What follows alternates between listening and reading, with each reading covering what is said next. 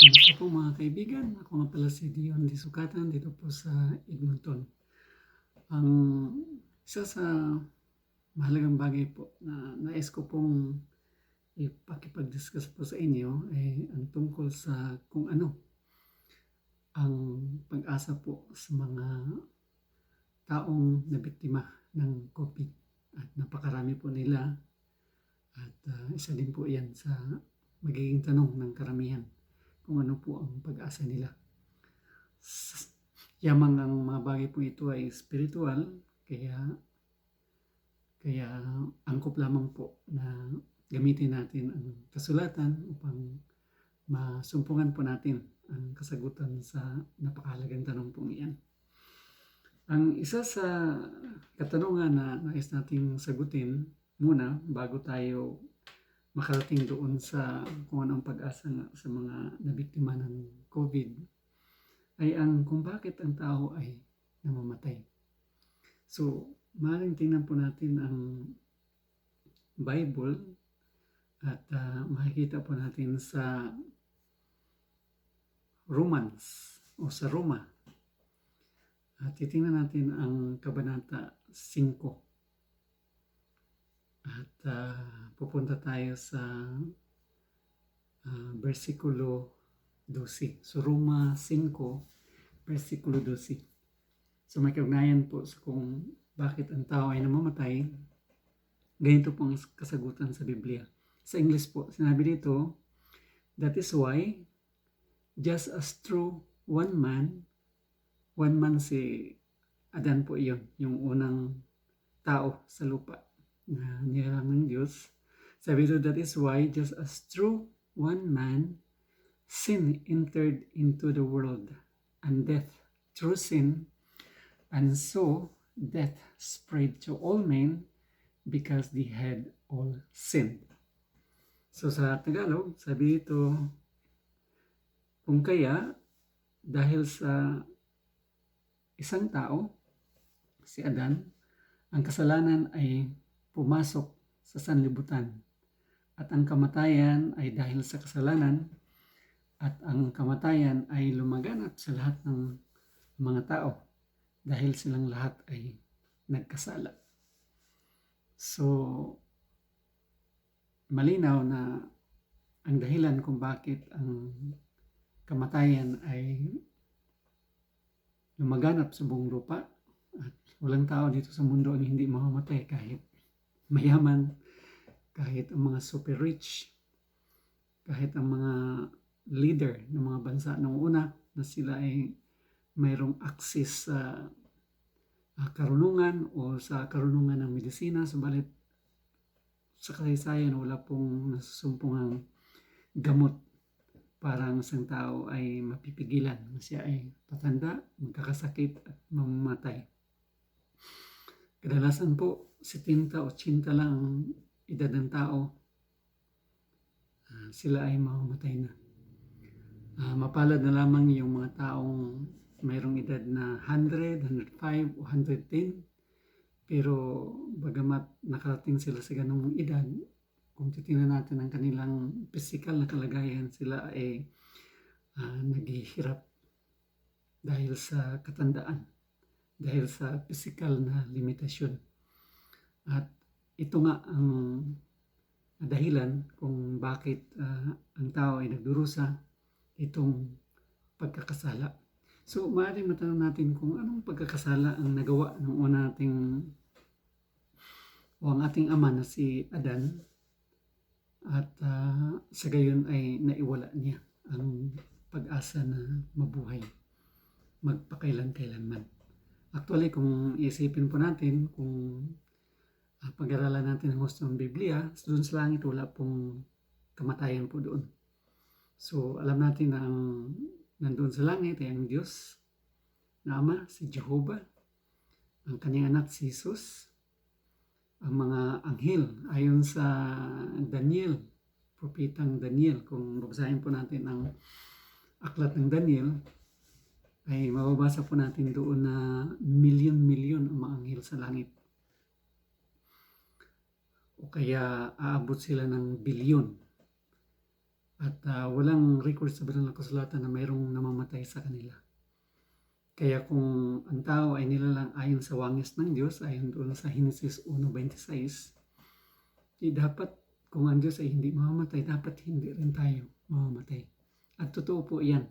Kasi kung titingnan po natin ang Genesis, Kabanata 1, at tingnan natin ang versikulo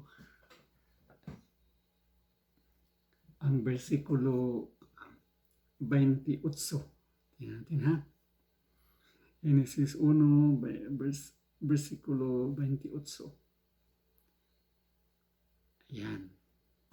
Sinabi ito, ang Diyos mismo nagsalita nito. At sinabi niya ito patungkol sa unang lalaki at unang babae, si Adan at Eva. Sabi ito sa English 28, further, God blessed them. So, ang pinagpala sila ng Diyos. At ang Diyos ay nagsasabi sa kanila, and God said to them, itong sinabi sa kanila, be fruitful and become many, fill the earth and subdue it. So, magpakarami. Yan na nga, na magsanay kayo at magpakarami at pupunuin ninyo ang lupa. So kung pupunuin nila ang lupa, halimbawa sa kanilang mga kaanakan, kung ang buong mundo ay pupunuin ng 5 billion, 10 billion, 15 billion, or kahit 50 billion pa. So ang edad nila ay kailangan hindi matapos ang kanilang edad. So mayroon silang pag-asa na mabubuhay magpakailanman. At kung tapusin natin pagbabasa ang tekstong ito, wala tayong makikita na sila ay mamamatay. Sabi diyan, be fruitful and become many, fill the earth and subdue it. At pamahalaan ito. And have in subjection the fish of the sea and the flying creatures of the heavens and every living creature that is moving on the earth.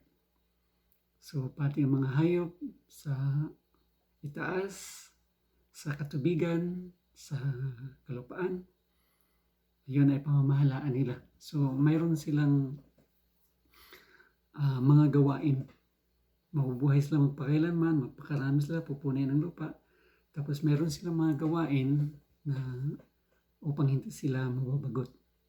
At mapansin natin na walang kamatayan ang binanggit po dito. Kaya mayroon silang pag-asa na mabubuhay. Subalit, kung ating basahin halimbawa ang Genesis Kabanata 2, mayroong utos ang Diyos sa kanila. At dahil sa pagsuway sa utos na ito, yun ang dahilan kung bakit nagsimulang tumatanda, nagkakasakit at mamamatay ang tao. So, basahin po natin ang command na iyon dito sa Genesis Kabanata 2, talatang 16 at 17. So, ano kayang utos na ito na sinuway ni Adan at Eva? Sa 16 at 17, sabi ito, Jehovah God also give this command to the man. So, sa Tagalog, at ang Diyos na Jehovah ay nagbigay din ng kautusan ito. Ang kautusan ito sa lalaki o kay Adan. Sabi niya, from every tree of the garden, you may eat to satisfaction. So, natanda natin na nilagay si Adan doon sa halamanan ng Eden. Sinabi ng Diyos na sa bawat punong kahoy sa garden o sa halamanan, ikaw ay makakain to satisfaction. Hanggang masiyahan ka. Tapos, sabi niya sa city, ito na ang utos. But as for the tree of the knowledge of good and bad, you must not eat from it. For in the day you eat from it, you will certainly die. Kaya sabi ng Diyos na subalit, mayroong isang puno sa gitna ng halamanan, as for the tree of the knowledge of good and bad, hindi ito punong kahoy ng apple, kundi ang pangalan sa punong kahoy na ito ay knowledge of good and bad. Sabi ng Diyos, as for the tree of the knowledge of good and bad, you must not eat from it. So, hindi ninyo yun kakainin. For in the day you eat from it, you will certainly die. Dahil sa araw na kakainin nyo iyon, ikaw ay, ang asawa mo rin ay tiyak na mamamatay. So, hindi nga namatay si Adan, ayon sa Biblia, 930 years old si Adan bago siya namatay. Pero kung titingnan po natin ang awit at Pedro, mababasa po natin doon na ang 1,000 taon sa atin ay isang araw lang sa Diyos. Kaya totoo nga sinasabi dito na in the day you eat from it, o sa araw na ikaw ay kakain, ikaw ay mamamatay. Kaya tama-tama na sa halos hindi nakaabot ng isang araw si Adan, siya ay namatay. So ang pinakamahabang edad po sa Biblia si Methuselah, 969 years old po siya namatay. Kaya wala talaga nakalampas sa isang araw sa Diyos. Ang tao ay namatay. Kaya makikita po natin dito mga kaibigan na kung bakit namatay ang tao. Una doon sa Roma 5:12 na dahil sa kasalanan, ang tao ay namatay, lumaganap ito sa lahat ng sangkatauhan. At kahit tayo, papayag man tayo o hindi, mayaman man tayo o hindi, tayo talaga ay papunta sa kamatayan. At nasagot din natin kung ano ang kasalanan ni Adan, kung bakit ang sangkatauhan ay namamatay dahil dito sa utos sa Diyos sa kanila, dito sa Genesis 2:16 at saka 17, na lahat ng purong kahoy na nagbubunga ng prutas, kayo ay makakain, except lang sa isang punong kahoy. Kasi yung punong kahoy na yun ay nagsisimbolo po iyon ng soberanya ng Diyos. Na parang, halimbawa sa mga bansa, mayroong mga plug. So, ang plug ay pinakasimbolo po yan ng soberanya ng isang bansa. Halimbawa dito sa amin sa Canada, may makita po kayong plug na may kulay pula at dahon po ng kahoy ang simbolo ng makikita nyo po sa flag ng Canada. Kapag makikita po namin iyon, papakita na kami ay nasa pamamahala ng Canada. At ganoon din po sa Pilipinas. Pag makikita po ninyo ang flag ng Philippines, maalala ninyo na kayo ay nasa ilalim ng pamahalaan ng Pilipinas. So, ganoon din yung punong kahoy, nilagay yun ng Diyos doon para ma-realize nila ni Adan at iba ang kanyang mga kaanakan na mayroong Diyos, mayroong soberano na kailangan sila magpapasakop, mayroong soberanya na kailangan nilang kilalanin iyon. At kailangan silang sumunod sa kung ano ang giya sa soberanyang iyon para mapapabuti ang kanilang buhay. Kaya isa din po yan sa dahilan na tayo ay tumatanda, nagkakasakit at mamamatay. So sa sunod po nating video, tatalakayin po natin ang pangatlong tanong kung ano ang pag-asa sa mga patay.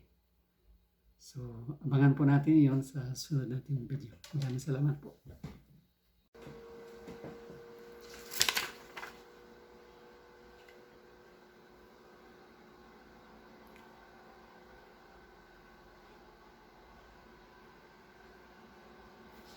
Muli, magandang umaga mga kaibigan.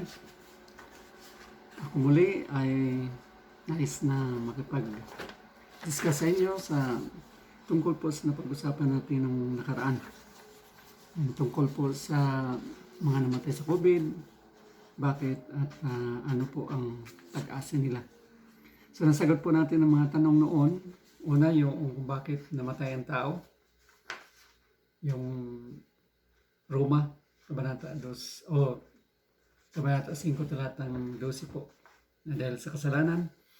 Tapos, sino ang may at bakit o ano ang kasalanan na nagawa ng mga magulang si Adan at Eva.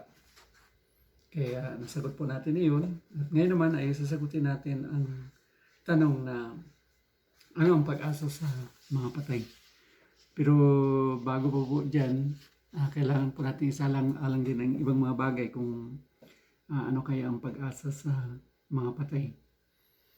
Halimbawa, meron tayong mababasa sa Biblia. Dito po sa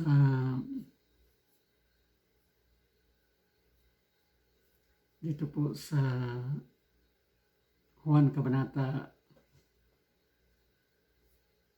5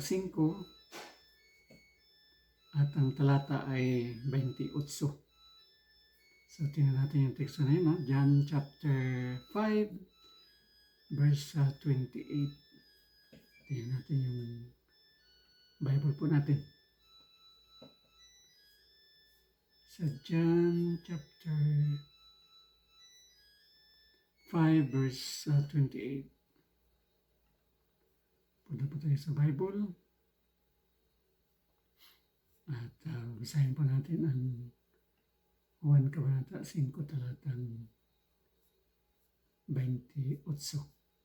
Si Jesus po dito nagsabi at ang kausap po niya dito ay ang mga apostol at malamang ng iba pa na laging sumusunod o nakikinig kay Panginoon Hesus.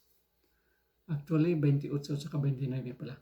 Sabi dito ng Panginoon Hesus, do not be amazed at this. Do not be amazed. Ibig sabihin, huwag kang mamangha. Yung salitang mamangha, halimbawa, mayroon isang bagay na hindi mo sukat akalain na mangyari, parang himala. Yan, o kaya himala.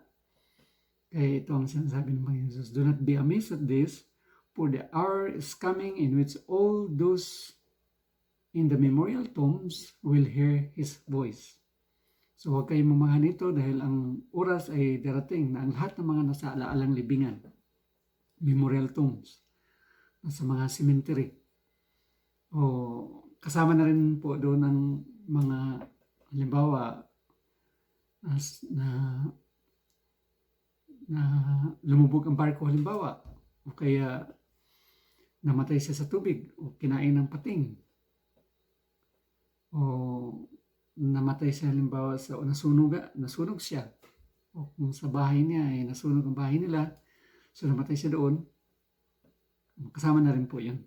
Sinabi doon, all those in the memorial tombs will hear His voice, o yung makarinig sa tinig ng Panginoong Hesus.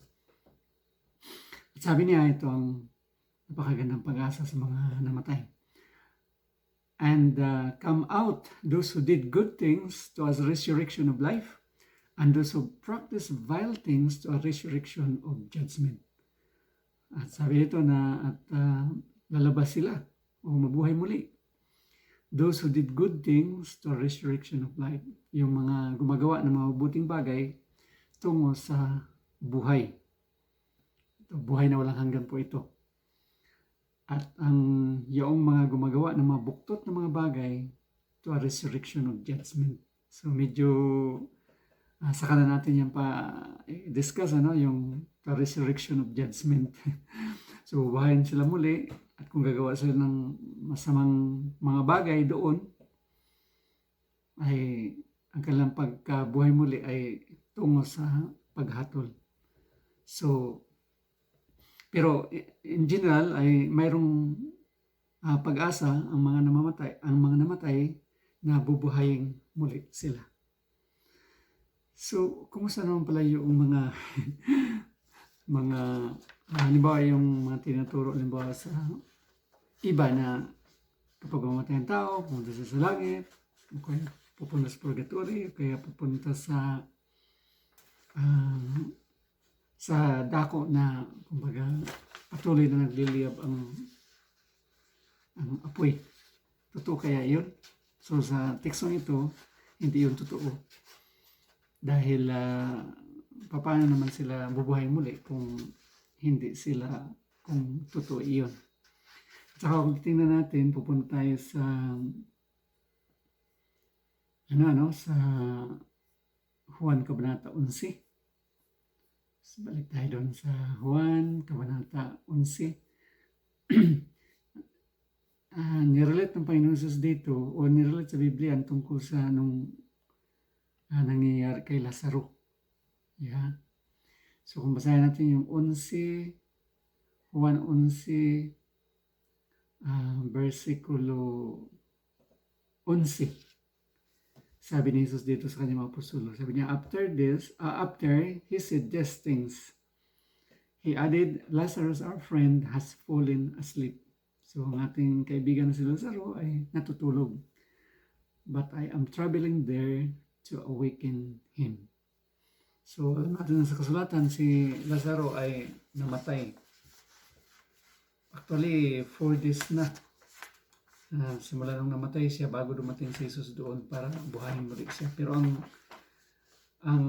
paglalarawan ng Panginoon Jesus sa kanyang kamatayan ay natutulog lamang. Has fallen asleep. So nakakaliw na marinig yung salitang natutulog lang kapag ang isa ay namatay. Kaya lahat ng mga namatay noon, nung maliban doon sa pinuksaan na ng Diyos noong baha ni Noe sa Sodom at Gomora. So, halos lahat ng mga namatay, simula noon hanggang sa kasalukuyan, ang turing sa Diyos sa kanila ay natutulog lamang. At nakakaaliw yun, yung expression na yun, natutulog. Bakit kamo? Kasi pagpalagay natin kung natutulog halimbawa yung asawa mo. Diba? Kadalasan kapag may namatay, humahagulhol ang mga mahal sa buhay. Mga anak, asawang lalaki o asawang babae, humahagulhol. Nakakatulong itong expression na ito na natutulog lamang. Kasi kung halimbawa sa gabi-gabi naman tayo natutulog, hindi po ba? Ang asawa mo halimbawa unang nakakatulog, ikaw hindi ka gaano nakatulog dahil nga sa nakaidlip ka sa bandang hapon, kaya medyo late ka nang makakatulog niyan. So yung asawa mo halimbawa pagod na pagod sa trabaho, pagdating, tapos kumain, kunting panood lang ng TV, pumunta na sa kama at tulog na tulog. Nung natutulog siya, hindi ka humahagulhol. Bakit ka hindi humahagulhol? Kasi alam mong ang asawa mo ay natutulog lamang. Darating ang oras na siya ay gigising. Kaya gano'n na lamang ang paggamit ng Panginoon sa expression na natutulog ng isang taong namatay. Dahil kapag natutulog, ibig sabihin na darating ang oras o panahon na siya ay gigising. Kaya kung titingnan natin doon sa dito pa rin sa Juan 11, kung titingnan natin yung 11:26,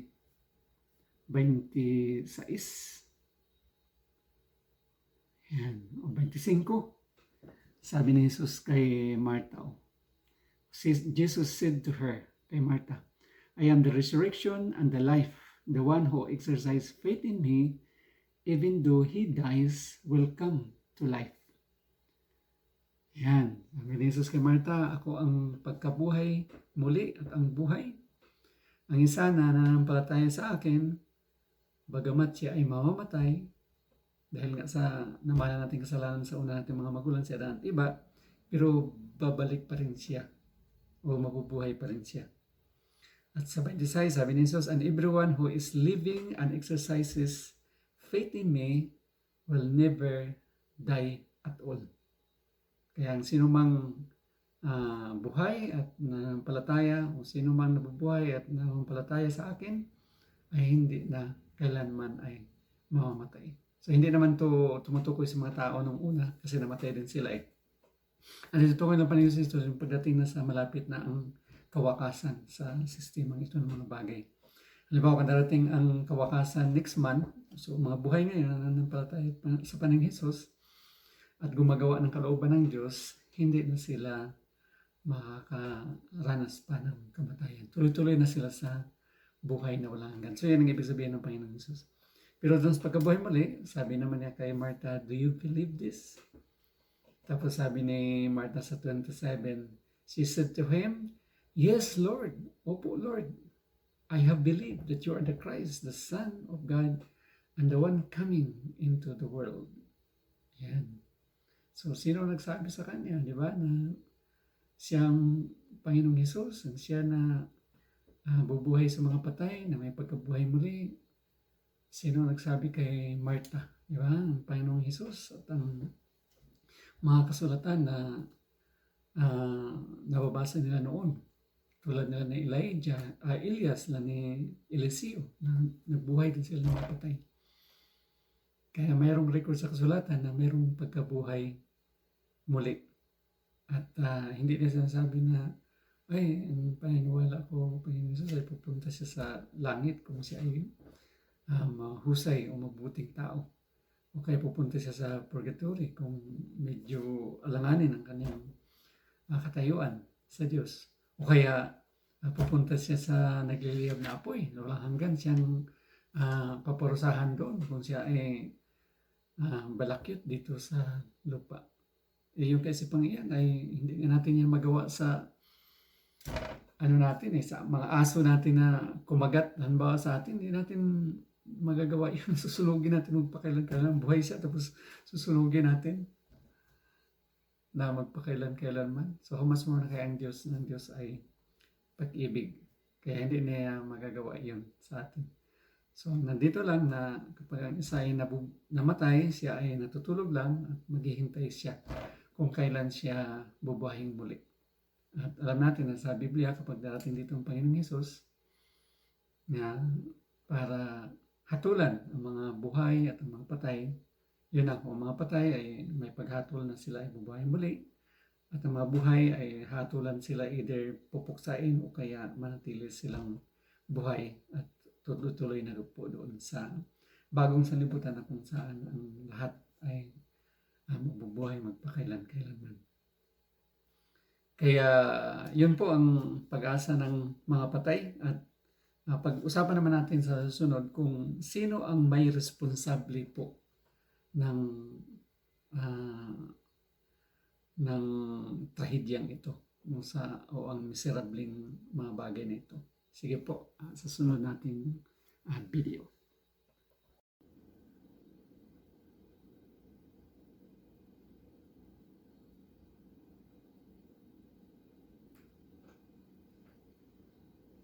Kumusta po kayo mga YouTubers? Ngayon naman ay tatalakayin natin ang tungkol sa kung sino ang may responsable sa trahedya po na naranasan ngayon ng sangkatauhan. Nung nakaraan, talakay po natin kung bakit ang tao ay namamatay. At ang COVID ay isa din sa dahilan kung bakit ang tao ay namamatay. Pero ang cancer, heart attack at pancreatic cancer, isa din po yan sa nangunguna na dahilan kung bakit nasawi ang buhay ng karamihan. Tapos ano ang pag-asa sa mga taong patay? Talakay natin nung nakaraan. Kaya ngayon naman ating tatalakayin kung sino ang may responsable nga sa pagkamatay ng tao o sa trahedya o sa kawawang kalagayan na naranasan ng sangkatauhan.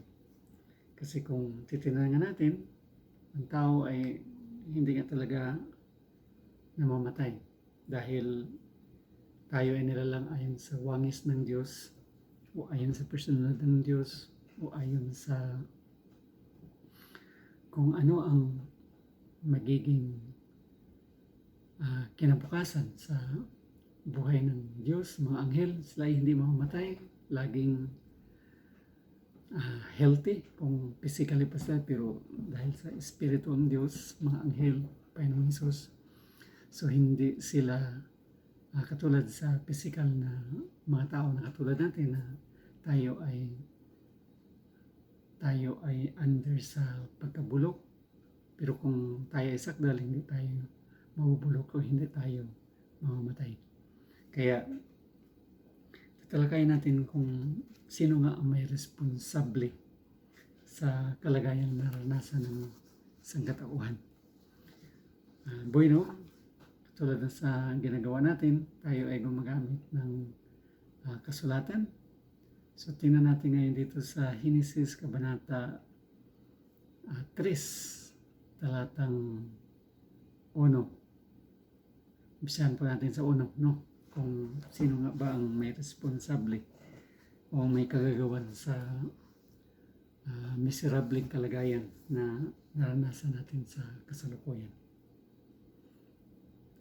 Sabi ito sa 1, now the serpent was the most cautious of all the wild animals of the field that Jehovah God had made. So it said to the woman, did God really say that you must not eat from every tree of the garden? So, ang nag-uusap po dito mga kaibigan ay ang serpente at ang unang babae na nilalang ng Diyos, si Iba. So, ginamit ang salitang serpente o ahas, pero ang nagsasalita talaga sa likuran nito ay si Satanas na Diablo. Ang Satanas na Diablo, yun ay hindi pangalan, kundi yun ay titulo lamang na ibinigay ng Biblia sa anghel na nagrebelde sa Diyos. Hindi ibinigay ang tunay niyang pangalan dahil baka mamaya sasambahin ng mga tao. Kaya ang mga anghel ang actually ang ibinigay na pangalan ay ang pangalan ng Panginoong Hesus, Archangel Miguel, at saka si Gabriel, yung anghel na inutusan ng Diyos na pupuntahan si Iba, si Maria, na siya ay magbubuntis na isang bata na mula sa langit, si Jesus. Pero ito si Satanas, titulo lang ibinigay sa kanya. Tapos sinabi ito na, now the serpent was the most cautious of all the wild animals of the field that Jehovah God had made. So it said to the woman, did God really say that you must not eat from every tree of the garden? So kung ating matatandaan na ito ay trickery, ito ay panniling lang. Kaya napansin natin na si Satanas ay hindi gumamit sa pangalan ng Diyos. Ang ginamit niya ay titulong Diyos. Ang Diyos ba? Totoo ba na ang Diyos ay nagsasabi na hindi kayo kakain sa lahat ng sa bawat puno sa halamanan? Tapos ang isa din sa ginamit niyang trick na hindi yung actual na utos ng Diyos na huwag kakainin ang bunga sa kahoy na sa gitna ng halamanan. Pero ginamit sa dito na trick yung totoo ba na inutusan kayo na huwag kakain sa bawat puno? Kaya trick nga.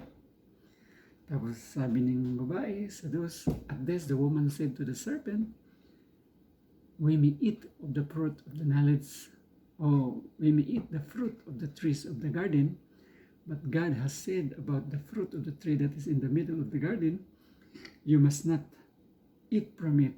No, you must not touch it, otherwise you will die. So nakita natin dito na ang babae ay talagang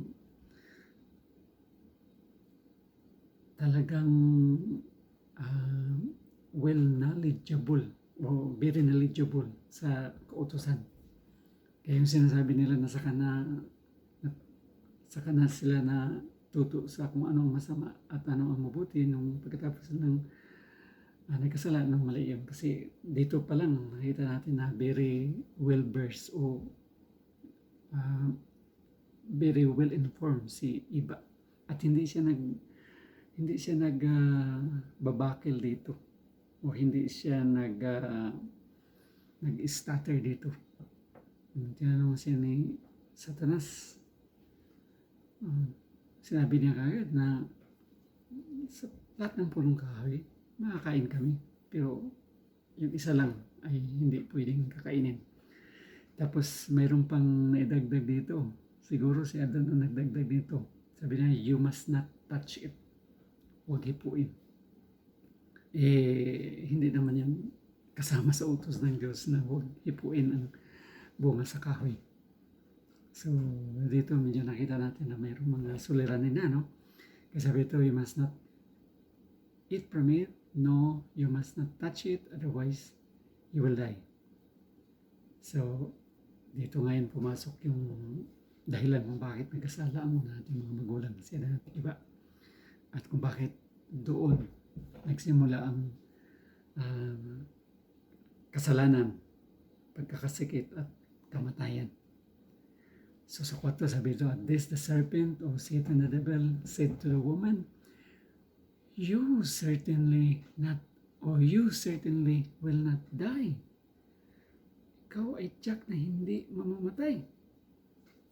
Yun ang sabi ni Satanas kay Iba. Pero bakit kaya naniniwala si Iba, no? Sa ganung kasinungalingan. So, kung matanda natin na madali lang kumapyot sa kahoy, sa mga sanga ng punong kahoy, ang ahas. At siyempre dahil maraming bunga yon, naaring ang ahas ay kumain din ng bunga sa kahoy. Kaya maaaring nakita ni Iba na kumakain ang ahas, di naman siya namatay. So maaaring yan ang pangatwiran ng Satanas. Hindi ka ako namatay, tingnan mo, kumakain ako. Kaya sabi ni Satanas, you certainly will not die. At yun nga, na paniwala si Iba dito. Tapos karagdagang kasinungalingan pa, sabi ni Satanas, for God knows that in the very day you eat from it, your eyes will be opened and you will be like God, knowing good and bad. So, panibagong kasinungalingan. Na alam daw ng Diyos na the moment nakakain ka, yung inyong mga mata ay mabubuksan. Saan ba mabubuksan? Ang mata ay mabubuksan. Ito pala, na you will be like God. So, pinapakita ni Satanas dito na mayroong tinatago pala ang Diyos na kapag kakain kami dito, kami ay magiging makapangyarihan, maging katulad ng Diyos, na pwede kaming gagawa ng tao, gagawa kami ng universo, baka ganun ang nasa isip ni Iba. So na-attract na yun si Iba. Kaya dito sa 6, consequently the woman saw that the tree was good for food and that it was something desirable to the eyes. Yes, the tree was pleasing to look at, so she began taking of its fruit and eating it. Afterwards, she also gave some to her husband when he was with her, and he began eating it. So dito na naman nakita natin na mayroong problema dito. Sabi dito, consequently, the woman saw that the tree was good for food and that it was something desirable to the eyes. Yes, the tree was pleasing to look at. Bakit yung ibang kahoy ba ay hindi desirable? Hindi nakakalugod tingnan? No, masarap din ang mga bunga o mga prutas na iyon, tulad sa atin. Sino bang makapagsabi na mas masarap ang mangga kaysa saging? Kung kakain ka rin ng saging, sarap din. Kung kakain ka rin ng kakain ka halimbawa ng rambutan, masarap yan, lansones, makupa. So lahat yan ay iba-ibang klase pero napakasarap na hindi magkapaliw.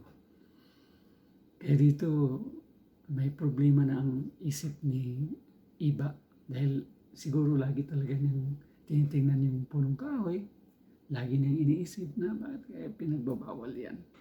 So ngayon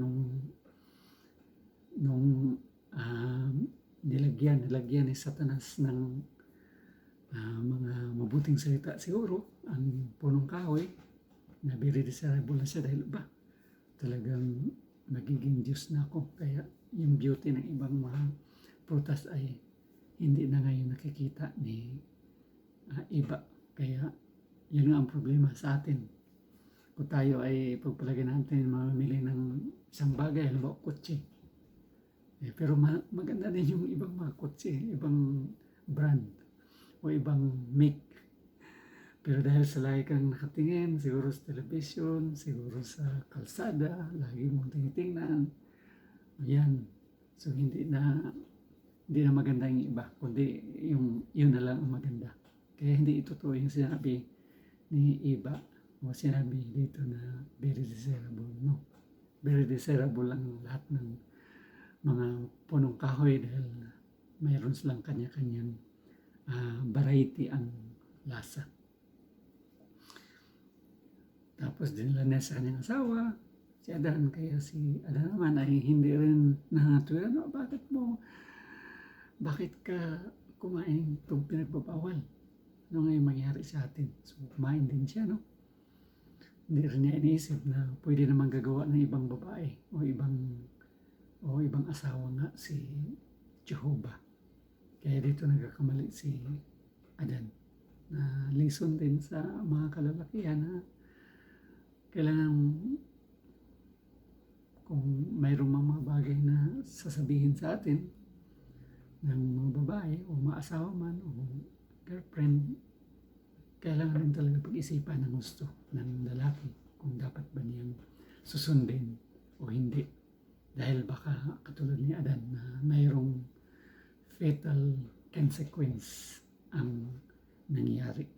Kaya kailangan gamitin talaga ang karunungan, ang isip kung dapat bang gagawin isang bagay.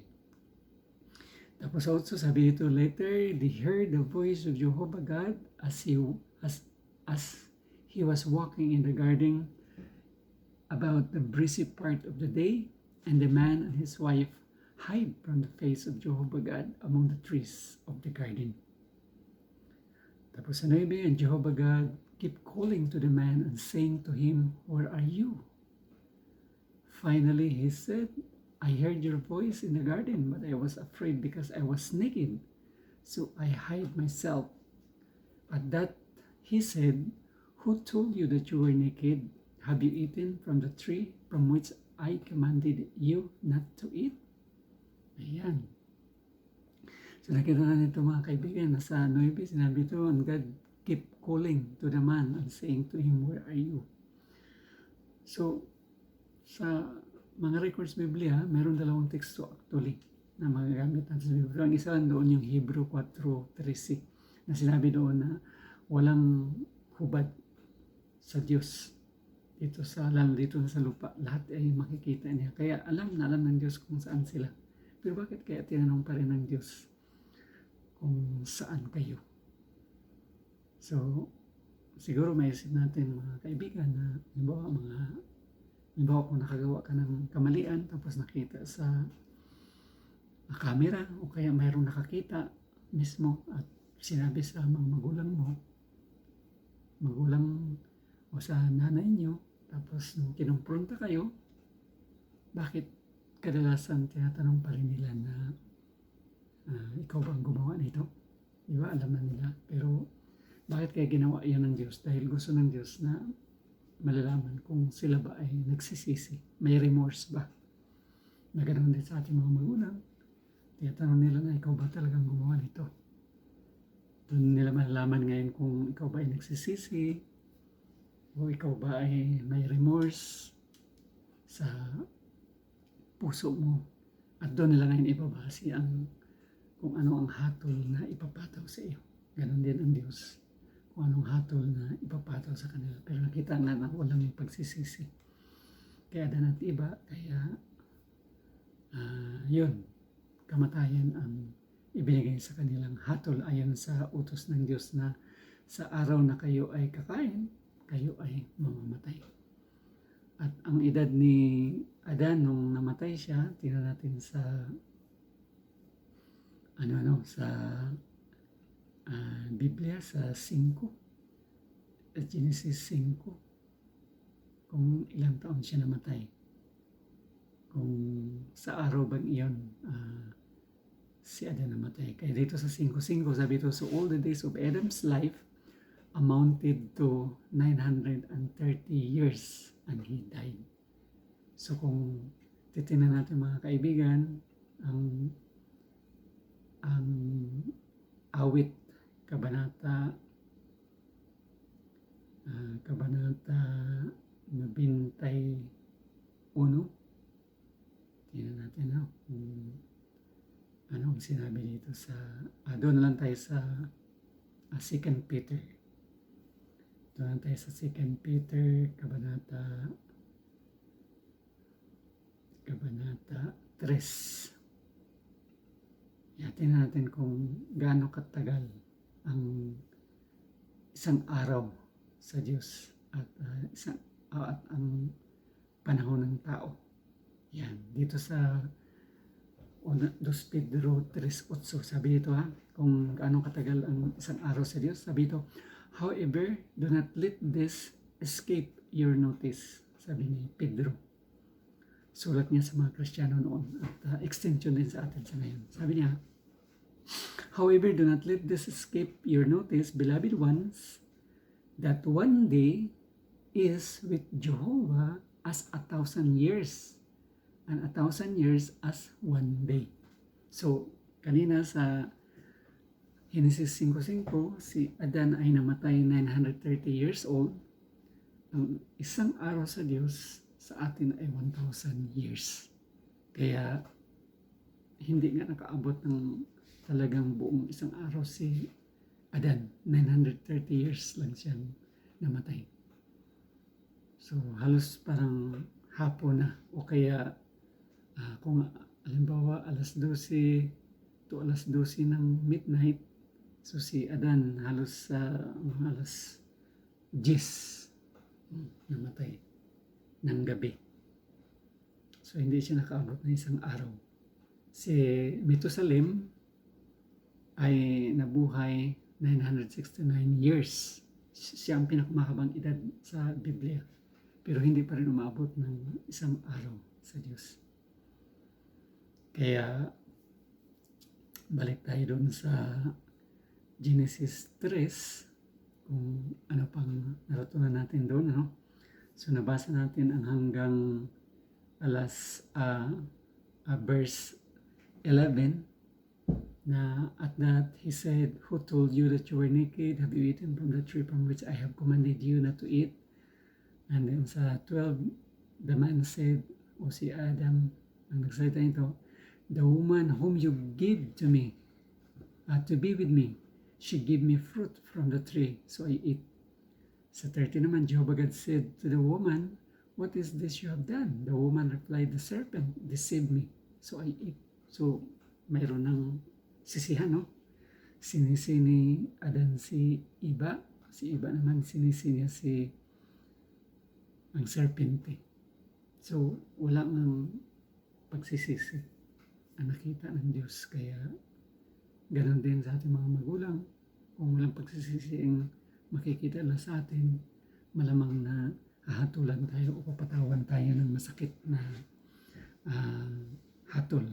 Kaya dito, sabi ni Jehovah sa 14, then Jehovah God said to the serpent, because you have done this, you are the cursed one out of all the domestic animals and out of all the wild animals of the field. On your belly you will go, and you will eat dust all the days of your life. And I will put enmity between you and the woman, and between your offspring and her offspring. He will crush your head, and you will strike him in the heel. So, itong unang hula na ito ay matutupad ito sa pagdating ng Armageddon at sa pagkatapos ng 1,000 years. So, mga malalalim na bagay na yan, kaya hindi na natin yan tatalakayin. Baka sa susunod na lang tatalakayin natin. Pero ganun pa man, nakikita natin na ang dahilan talaga kung bakit naranasan natin ang kahirapan hanggang mamamatay. Tapos wala mang isa man lamang sa atin na nabubuhay kahit 1,000 o kahit 500 years. Wala na. Kasi nga nung una, mahaba pa ang edad ng tao nung una. Tapos unti-unti, paglipas ng maraming siglo, maraming milenyo, ay umiiksi. Na parang katulad ng electric pan na kapag bubunutin natin sa kuryente ang electric pan, mabilis siya sa simula hanggang sa unti-unti siyang humihina yung ikot ng electric pan. Kaya ganun din ang buhay natin. Nung una, mabilis pa. 900 years old, 800 years old, 500 years old si Noah o si Noe. 950 years old siya. So, ang iba, 800, 500, si Moises, 120 years old na lang. Si Abraham, 175. So, unti-unti, lalo na sa ating panahon ngayon, minsan, mga bata pa lang, namamatay na. Kaya, ang tatalakayin natin sa susunod, ating video ay paano tayo na-involve sa kasalanan ni Adan at Eva at ni Satanas. So, bakit sila lang nagkasala? Bakit tayo ay nasangkot? So, yun ang tatalakayin natin. So, hanggang dito lang po. Salamat po.